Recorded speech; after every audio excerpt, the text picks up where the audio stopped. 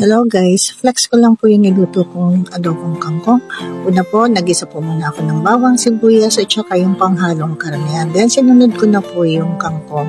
Ginisa ko lang po ito sa mantika. Pagkatapos po, ay nilagyan ko na po ng toyo, tapos konting tubig at saka suka. Luto na po yan.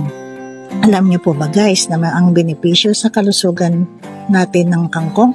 Nakakagulat na ang water spinach ay maraming sustansya na naibibigay.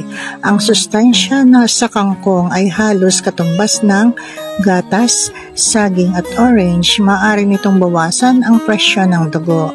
Nagbibigay ng immunity sa cancer, mapapabuti ang paningin, palalakasin ang immune system at gamutin ang mga sakit sa balat.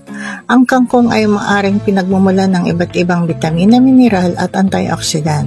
Ang kangkong ay medyo mataas ang beta-carotene, neutral antioxidant, protein, carbohydrates at dietary fibers. Ang kangkong ay nagpapayaman din ng mga electrolyte tulad ng sodium at potassium. Ang 100 gramo ng kangkong ay maaaring magbigay ng 7.5% ng iyong araw-araw na sodium intake at 6.6% ng iyong pang-araw-araw na potassium intake. Kaya kahit po simple lang po ang ulam na kangkong ay marami pong